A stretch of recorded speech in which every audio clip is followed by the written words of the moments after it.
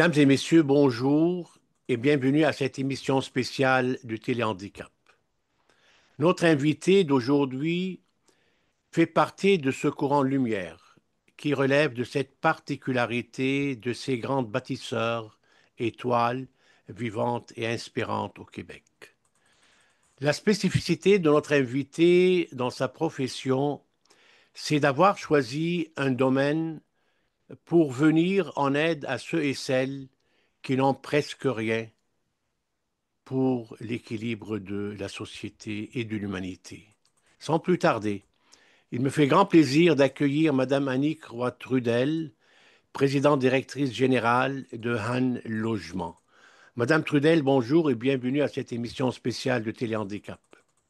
Bonjour, Monsieur Coury. Merci pour cette belle introduction. Ça me fait plaisir d'être avec vous aujourd'hui. On se souhaite une belle émission, je suis persuadé qu'on va la voir. Vous êtes connu dans le domaine et surtout dans cette détermination inégalée et cette résilience qui vous a permis d'atteindre le sommet de votre humanisme en accordant aux plus vulnérables le droit de vivre dignement dans leur vie. Voulez-vous, s'il vous plaît, nous laisser vivre cette période importante d'une jeune fille pour mieux comprendre votre parcours d'aujourd'hui? Je vous écoute. Ah ben certainement. Moi, dans le fond, je suis ingénieure physicienne de formation. J'ai travaillé dans plusieurs grandes entreprises telles que General Electric. J'ai créé la filiale ILO chez Hydro-Québec. Je travaillé beaucoup dans le domaine des technologies, mais beaucoup aussi avec des entreprises en croissance, des défis de croissance, de structuration d'entreprise pour faire plus, pour faire mieux. Et puis, il y a maintenant presque 2 ans, j'ai eu la chance de reprendre la présidence et la direction générale de l'organisme Logement HAN. Puis c'est avec un grand honneur que j'ai accepté. C'est également un défi de croissance. On a comme objectif d'ajouter 1500 logements au Québec. Mais la raison, dans le fond, un peu de ce pivot de ma carrière, c'est beaucoup que moi, j'étais impliquée, dans le fond, dans l'organisme en tant qu'administratrice depuis 2 ans, quand j'ai eu cette proposition-là de reprendre la direction de l'organisme.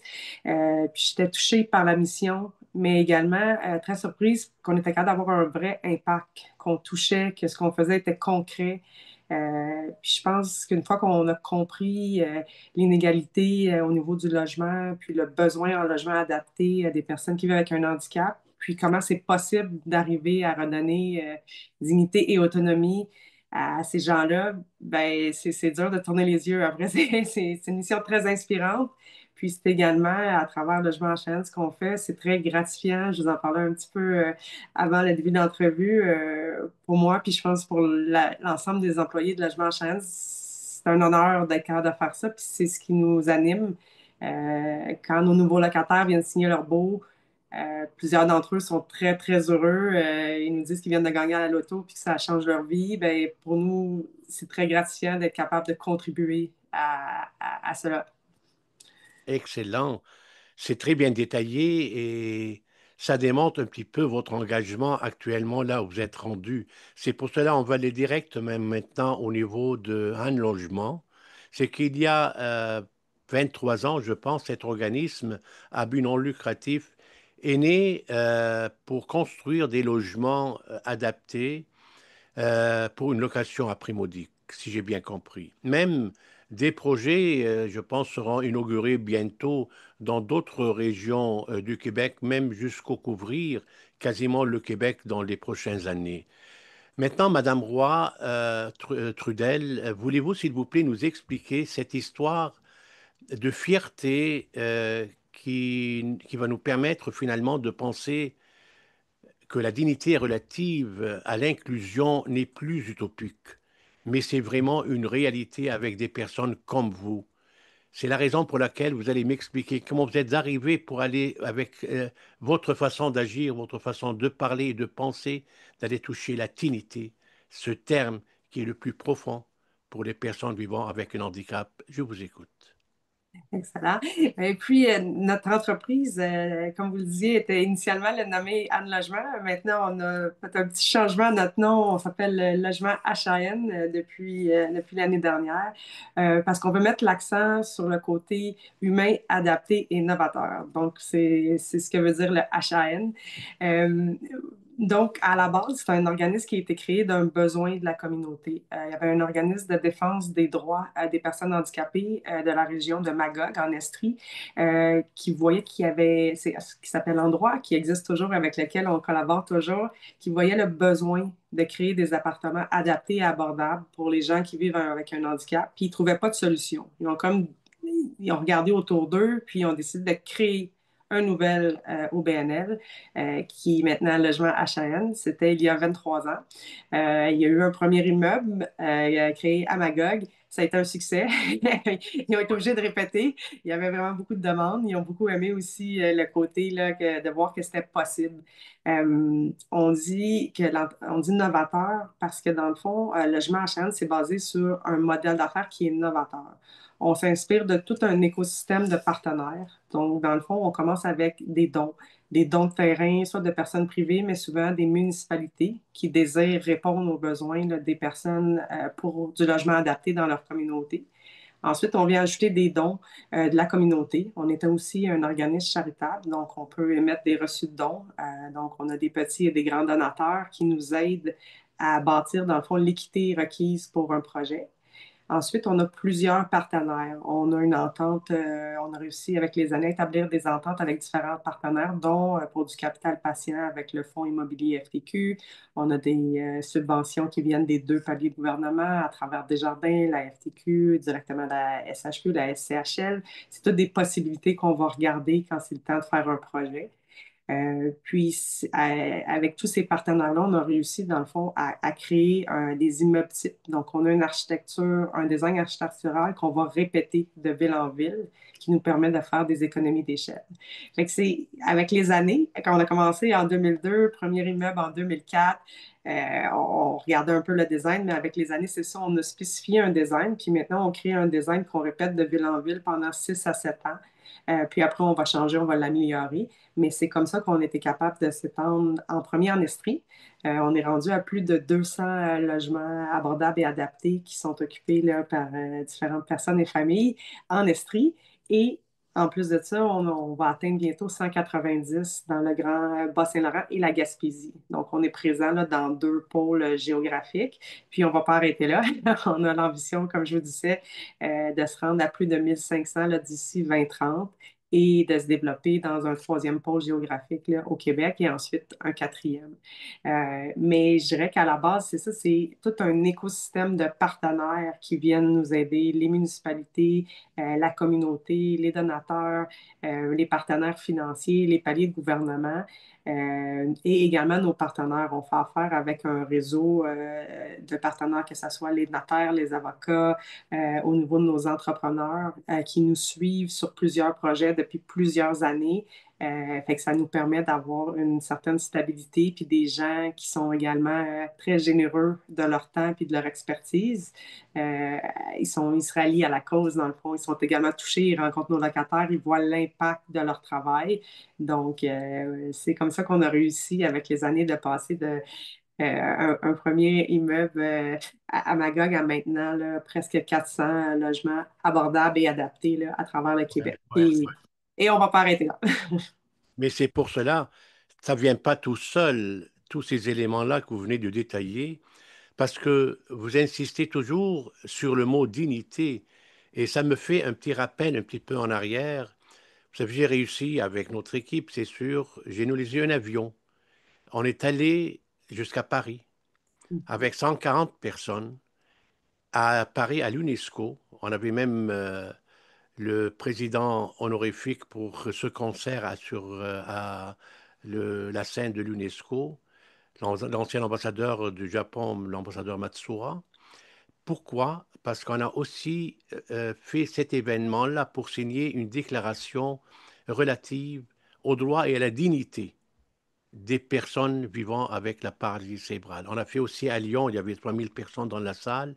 Donc ça, c'est un point. Si vous n'aviez pas eu, si vous n'aviez pas senti cette dignité en vous, pensez-vous, vous aurez eu l'occasion de détailler tout là où vous êtes rendu aujourd'hui. Mais je termine ce sujet-là. Est-ce que c'est familial? Est-ce que ça a débuté un petit peu quand vous étiez jeune? Vous ressentez cette forme de défense vis-à-vis des personnes vulnérables et handicapées? Mais je pense que c'est de mon côté, puis je parle aussi au nom de toute l'équipe de Logement HN, parce que les gens qui travaillent dans cette entreprise-là sont tous un petit peu animés par la même énergie, je dirais, ou les mêmes, la même mission. C'est beaucoup, je pense, que c'est quand on vient en contact avec les gens, une sensibilité qu'on est chanceux dans la vie, qu'on n'est pas également à l'abri d'un accident, on ne sait pas la maladie. Quand on est en santé, on est chanceux, c'est notre vie est facile, on ne se rend pas compte les petits actes du quotidien. Puis en côtoyant des gens qui vivent avec un handicap, que ce soit de naissance ou par un accident, on se rend compte à quel point on est privilégié de juste pouvoir bouger comme on veut, se promener. Puis les difficultés qui sont rencontrées par les gens qui vivent avec un handicap quand ils n'ont pas un logement adapté, c'est énorme. Moi, j'ai des locataires qui nous racontent que maintenant, se préparer le matin, ça leur prend seulement 2 heures versus avant, c'était 10 heures de préparation, là. C'est énorme dans une journée, là. Ils viennent de gagner 8 heures juste parce que c'est Ouais. adapté, il n'y a pas de seuil de porte, ils sont capables de se mouvoir. Fait que je dirais que c'est une sensibilité à ce qui nous entoure, la chance d'avoir pu rencontrer ces gens-là, la chance de voir que c'est possible d'avoir un impact. Ouais. Euh, Moi, je me suis toujours impliquée dans diverses causes. Puis là, tu sais, j'ai rencontré, dans le fond, l'organisation Logement Challenge. J'ai été touchée, puis j'ai vu que, il y avait un alignement entre mes valeurs, mais également mon expertise, que je pouvais venir contribuer à la cause, puis ajouter un petit plus, amener l'entreprise au prochain niveau de sa croissance.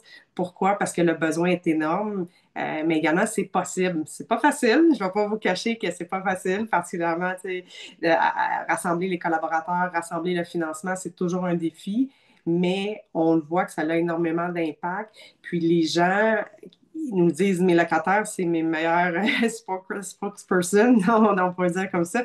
C'est eux qui sont les meilleurs ambassadeurs parce qu'ils racontent leur histoire, puis comment ça a changé au niveau de leur vie, de l'autonomie.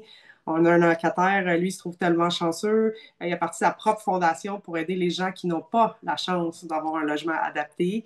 Puis, il ramasse des centaines de dollars par année, des fois même des milliers de dollars, malgré qu'il a une déficience physique et intellectuelle. Lui, il se trouve chanceux, puis il veut redonner. Moi, je trouve que c'est un cercle, c'est un beau cercle, finalement. La roue tourne, puis c'est tous des exemples comme ça, je dirais, qui nous motivent chez Logement Achan. On va rentrer dans le corps du sujet. Vous avez commencé à mettre la table et c'est le sujet le plus important dans cette émission.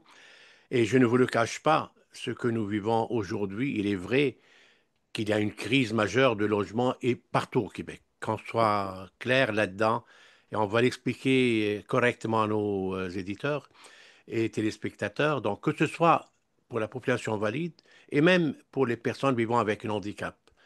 Mais avez-vous des chiffres réels et des solutions à proposer avant que la situation devienne incontrôlable, surtout avec le vieillissement de la population?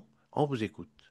Mais certainement. Mais premièrement, c'est important de comprendre que la crise du logement, ça touche 3 fois plus les personnes qui vivent avec un handicap que la population régulière. Pourquoi? Parce que c'est plus difficile pour eux de trouver des logements qui sont adaptés et malheureusement, les personnes qui vivent avec un handicap ont un revenu moins élevé que la population en général. Donc, il y a comme deux facteurs qui sont très, très touchés par la crise du logement. Euh, Également, comme vous touchez, il y a le vieillissement de la population qui va augmenter la pression sur le besoin de logement adapté. C'est pour ça que nous, on dit investir dans le logement adapté, c'est bénéfique pour l'ensemble de la population. On le disait, personne n'est à l'abri d'un accident, d'une maladie, mais également tout le monde va vieillir. On n'y échappera pas. Donc, quand on construit du logement adapté, ça dessert dans le fond deux populations. Nous, on en fait notre mission. Mais c'est très important, mais c'est important aussi d'agir. Quand on parle de vieillissement de la population au Québec dans 10 ans, c'est le quart de la population, 25 qui va avoir plus de 65 ans. Donc, si on investit aujourd'hui dans du logement adapté, ça va enlever de la pression sur le système. On va être prêt ou on va faire mieux faire face à cette crise-là. Puis les gens peuvent rester chez eux plus longtemps, que ce soit des personnes qui vivent avec un handicap ou des personnes âgées qui ont de la dégénérescence physique puis qui ont besoin des adaptations. C'est Euh, exactement ça. Surtout, on passe bientôt de 16% à 21% à peu près des personnes vivant avec un handicap. On est rendu à 1,4 million au Québec, là. C'est quasiment autour de 15-16% des personnes vivant avec une incapacité physique ou intellectuelle. C'est beaucoup. C'est la raison pour laquelle la présence des personnes comme vous est inégalée pour aller de l'avant avant que ça soit trop tard. mm. Euh, Ça, c'est vrai. Oui, non, il y a un besoin. Nous, on estime qu'aujourd'hui, au Québec, les personnes qui vivent avec un handicap, qui ont besoin d'un logement abordable, qui aujourd'hui bénéficieraient d'un logement qui est à la fois abordable et adapté pour eux, ça représente plus de 400 000 personnes. Je pourrais construire, autrement dit, demain, 400 000 logements adaptés, abordables, puis je trouverais preneur sans problème. Donc, c'est pour ça que c'est important d'agir. Puis nous, on veut non seulement développer, construire puis gérer des immeubles, mais on veut aussi engager une discussion dans la société que c'est pas un problème marginal, c'est un problème de société. Il faut l'adresser. C'est une question de dignité humaine. C'est une question qui est importante, puis qui a des impacts sur tous, parce que c'est important aussi de comprendre que quand on crée du logement adapté puis abordable, ça enlève la pression sur le reste des logements qui sont non adaptés. On libère des logements, on loge des gens dans un endroit qui est adéquat pour eux. Ils n'ont pas besoin d'aller dans des centres de santé qui sont peut-être surspécialisés pour leurs besoins, mais des fois qui sont le seul endroit. On garde des gens à la maison plus longtemps parce que c'est adapté. Donc, ils peuvent, on a du maintien à domicile. Nous, nos locataires, d'habitude, ils restent très, très longtemps. Habituellement, des fois jusqu'à la fin de vie, des fois pour aller là, en RPA ou dans des instituts où il y a plus de soins. Mais beaucoup de nos locataires vont rester là, de nombreuses années avec nous parce que ça permet justement une vie autonome puis Ouais. d'aider avec la dégénérescence physique ou les handicaps. Mais il y a urgence d'agir, puis ça dépasse l'organisme. Je pense qu'en tant que société, il y a une réflexion à avoir, puis c'est le temps de créer. Puis c'est possible, c'est possible. Du logement adapté aussi, c'est ça qui est important de comprendre. C'est agréable. Nous, les appartements qu'on crée, les logements, c'est la qualité d'un condo neuf. Puis, c'est des fenêtres abaissées qui laissent entrer plus de lumière que si on est en fauteuil, on voit à l'extérieur, ben, c'est agréable pour tous. Hein, tout le monde aime la lumière. Ça sont des beaux appartements, puis ça convient à des personnes qui vivent avec différents types de handicap, mais n'importe qui pourrait y vivre. Ce que je veux dire, c'est que si d'autres entrepreneurs veulent avoir des pourcentages de leurs immeubles qui sont adaptés, même si jour 1, ils ne trouvent pas nécessairement la clientèle ou que c'est difficile pour eux de faire l'adéquation exacte, c'est quand même des logements qui sont disponibles pour tous et qui sont agréables à vivre. Donc, de se préparer en mettant un pourcentage de logements adaptés et abordables dans l'ensemble des constructions, pour moi, c'est une avenue qui est fort intéressante pour le Québec. Ben, c'est excellent et c'est l'idée qui m'amène maintenant, Madame Roy-Trudel, si j'ai bien compris, dans vos messages et dans ce que vous vivez actuellement, c'est que le matérialisme incompris ne passera jamais devant la philosophie dignement humanitaire que vous dégagez dans votre mission. C'est que finalement, c'est les bons Samaritains qui sont autour de vous, qui sont approchés de vous, qui vous ont donné la permission d'atteindre ce prix modique pour aider les personnes vivant avec un handicap de vivre dignement. Oui, c'est tout un écosystème de partenaires, de donateurs, de gens qui croient à la mission.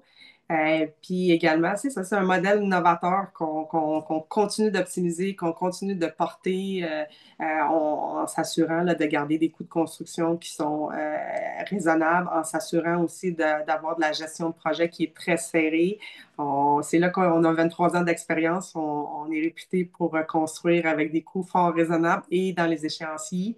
C'est possible. Il faut juste mettre l'épaule à la roue, bien s'entourer, puis avoir des gens qui croient à la mission, qui comprennent aussi que c'est un impact pour la société qui est fort positif. qui va réduire des coûts ailleurs, qui va faire que beaucoup de gens vivent mieux, mais également qui réduit la pression sur le système de la santé, sur le reste de l'écosystème de logement. Donc, c'est bénéfique pour tous finalement. Ça ne s'arrête pas à la personne qui va résider dans l'appartement, c'est toute une communauté qui en bénéficie. Mais comme vous dites, c'est ça, il faut mettre un peu d'énergie et c'est possible. Mais nous, ce qu'on aimerait, c'est que la discussion soit plus large, que le mouvement pour du logement adapté, abordable, soit plus grand à travers le Québec, puis que ça devienne la mission de l'ensemble des développeurs, des promoteurs, d'inclure du logement adapté et abordable dans leur construction. Ça veut dire, dans votre structure, vous proposez aussi une cohabitation entre les parents et l'enfant, par exemple, dans le même appartement. Est-ce que c'est faisable dans votre Oui, formule? oui, nous, présentement, nos constructions, c'est des 3,5 ou des 4,5. Donc, les 4,5 sont souvent pour des familles. Donc, on a plusieurs locataires, que ce soit l'enfant vit avec un handicap ou le parent vit avec un handicap. On a les deux qui peuvent vivre dans un logement, justement, qui est adapté à leurs besoins puis qui leur permettent là, d'avoir une vie autonome au sein de nos appartements puis au sein des petites communautés qui se créent là, dans nos projets. C'est On s'en... une, Ah, allez-y, allez-y. c'est une des formules très importantes pour l'Association de paralysie cérébrale du Québec, parce que les personnes ayant la paralysie cérébrale sont des personnes lucides, mais ce sont des prisonniers dans leur corps. Et cette formule, il y a beaucoup de parents qui demandent cette cohabitation avec les enfants au lieu de les garder dans des centres d'accueil ou quoi que ce soit. Et nous avons une plateforme association parents-enfants. On favorise beaucoup cette cohabitation entre les parents et les enfants. Ouais, C'est très on le voit important. on le voit que c'est ça, il y en a plusieurs familles, puis ils apprécient beaucoup là, la possibilité là, de demeurer avec leur enfant, puis aussi d'avoir accès à des logements où c'est facile, par exemple pour le transport adapté, Mm, mm, mm. de venir pour les organismes que ça a été réfléchi justement pour favoriser leur autonomie, puis simplifier leur vie, qui est souvent très occupée, là. Et maintenant, on va aller dans un autre sujet aussi qui relève de ça, mais c'est pratico-pratique, qui relève des services maintenant. Quels sont vos services que vous offrez à votre clientèle qui vit dans un havre de paix et de sérénité, ce que j'ai vu dans votre site web? Avez-vous un service médicalisé, par exemple, pour répondre aux besoins urgents de votre clientèle vieillissante et handicapée à la fois, comme le transport adapté ou autre? Nous, on se spécialise pas, en fait, on donne pas de soins médicaux à nos locataires. Nous, on est vraiment du côté du service client puis de la gestion. C'est sûr qu'on a un service client qui est adapté à notre clientèle, qui comprend des fois, par exemple, les difficultés de communication ou l'anxiété qui peut être générée, par exemple, par l'avenue des pompiers là, qui viennent vérifier les gicleurs une fois par année. Donc, nous, on va avoir un service client puis un service de maintenance qui comprend la réalité puis qui a été formé pour interagir avec des personnes qui vivent avec un handicap puis qui peuvent avoir des fois certaines particularités de ce côté-là, une sensibilité à des gens qui viennent changer la routine. Pour le côté des services médicaux, nous, on va s'assurer que dans la communauté, on s'associe avec des organismes locaux, on va communiquer avec le CIUS et les intervenants pour être sûr que c'est connu et que, pardon, excusez-moi, les habitations et nos logements sont connus, que notre clientèle est bien entourée. Je pourrais vous donner un exemple à East Angus en Estrie. On a un beau projet là-bas. On s'est associé avec l'organisme Les Étincelles de Bonheur du Haut-Saint-François qui vont souvent venir visiter nos locataires, vont même les amener pour faire des activités, donc vont entourer la communauté. Puis on a des communications avec eux. Eux, ils vont nous dire, Hey, je pense que M. Gingras est trop gêné de vous appeler, mais son robinet coule un petit peu.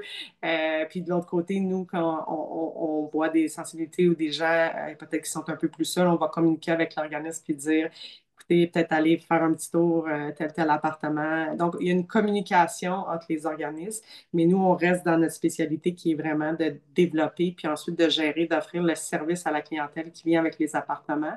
Mais on s'assure d'avoir des partenaires dans la région, dans la municipalité, du côté des soins de santé, puis également de la vie communautaire qui va venir entourer nos projets. Mais vous prévoyez aussi pour les prochaines années la construction de presque 1500 unités. Oui. Est-ce que vous avez vraiment cette clientèle en attente pour aller couvrir ces 1500 unités? Et écoutez, c'est la partie la plus facile, remplir les appartements. Allez-y, c'est ça, on va dans les chiffres, là, on veut mieux comprendre parce Oui. que c'est impressionnant ce que vous faites. Mais comme je vous disais, selon nous, aujourd'hui, c'est 420 000 personnes ou familles qui pourraient bénéficier d'avoir un logement abordable et adapté aujourd'hui. Donc, si j'en fais 1500, c'est un petit morceau, on commence, mais c'est loin de répondre à 100% du besoin. Dans plusieurs villes, on a des listes d'attente. En fait, ce qui arrive habituellement, c'est on s'installe dans une ville, on fait un projet, ça va prendre environ 2 à 3 mois, se faire connaître, remplir les appartements, puis après ça, on a toujours des listes d'attente. Puis plus ça fait longtemps qu'on est dans une ville, plus la liste d'attente devient grande parce qu'on se fait connaître, il y a des gens qui côtoient, des gens qui connaissent nos locataires. Donc, pour moi, l'inquiétude de trouver 1500 personnes qui vont être intéressées à vivre dans nos logements, ça m'inquiète pas. La partie la plus difficile, c'est vraiment de ficeler, de trouver les sous. C'est toujours ça, c'est le financement, d'être capable de faire les montages puis de garder des coûts de construction qui sont pas trop élevés puis de trouver les partenaires financiers là, qui vont nous aider puis nous appuyer dans ces projets-là. C'est là le défi.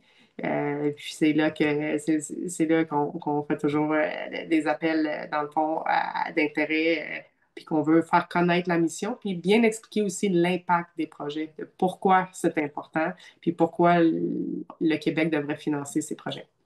C'est excellent. Que le temps passe vite, c'est incroyable. Mais en terminant, Madame Roy-Trudel, avez-vous un message à envoyer à d'autres associations relatifs à votre formule gagnante? Que faut-il faire de plus de la part des autorités pour l'amélioration de la vie quotidienne des personnes handicapées au Québec pour protéger leur droit de vivre dans la dignité? Je vous écoute. Quel aura Mais le message à envoyer? Mais selon nous, je pense que ça prend vraiment un plan pour augmenter la proportion de logements adaptés et abordables au Québec. Il faut, euh, il faudrait même inclure l'obligation d'ajouter toujours un pourcentage de logements adaptés et abordables dans toutes les nouvelles constructions, de toujours réfléchir en amont pour ajouter une portion. On le disait tantôt, là, c'est une grande partie de la population qui a besoin de logements adaptés et abordables. Si on le prévoit, c'est sûr qu'on va l'utiliser, puis c'est sûr que c'est bénéfique, puis que c'est un projet qui va engendrer une diminution de coûts futurs au niveau des services de santé, au niveau de tout ce qui entoure. Parce que ce qui est important aussi de comprendre, peut-être qu'on a un petit peu moins parlé, c'est quand on a un logement qui est adapté, c'est tout le reste de la vie qui va mieux. C'est à la base, le droit d'avoir un logement qui est adapté et adéquat pour soi. Ça, oui, ça rend dignité et autonomie, mais ça permet également de faire plein de choses, de s'insérer dans la communauté. Puis c'est très, très bénéfique. Donc, pour moi, le message, c'est vraiment de réfléchir puis de se mettre à l'action pour avoir plus de logements adaptés et abordables au Québec. Euh, c'est une question de dignité, c'est une question qui est très importante et comme je le disais, c'est pas un problème marginal, c'est un problème de société, puis il faut s'y attaquer maintenant. Vous êtes actuellement dans combien de régions au Québec? On est présent en Estrie, dans le Bas-Saint-Laurent et la Gaspésie. Et on est Oui. à la recherche là, d'où on va aller par la suite. On est en train de réfléchir là, à partir de 2026 où sera le prochain pôle là, géographique où on va s'installer. On est en discussion avec certaines municipalités. Mais ça ne va pas arrêter là. Nous, on veut continuer 3, 4, 5 pôles géographiques. Et, qu'il y aura de la demande et qu'on va trouver des terrains et du financement, on va continuer. Votre objectif, c'est le Québec en entier. Oui, oui, certainement. Comme on le disait, c'est 1500 logements adaptés qu'on veut ajouter, puis c'est à travers le Québec.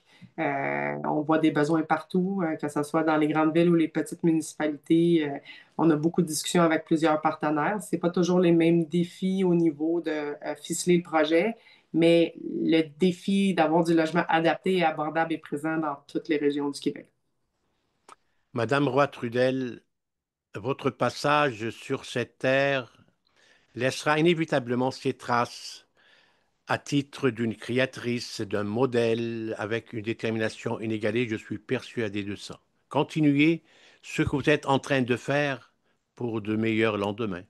Et je vous remercie pour votre présence aujourd'hui à Téléhandicap qui profite de l'occasion pour vous souhaiter de continuer votre mission dans la sérénité et dans la paix, parce que demain nous appartient pour qu'un réveil collectif pour les 1,5 million personnes vivant avec un handicap au Québec, et je vous remercie. Ça fait plaisir. Je vous remercie également. Chers téléspectateurs, téléspectatrices, ce n'est que nos revoirs pour de meilleurs lendemains. À bientôt.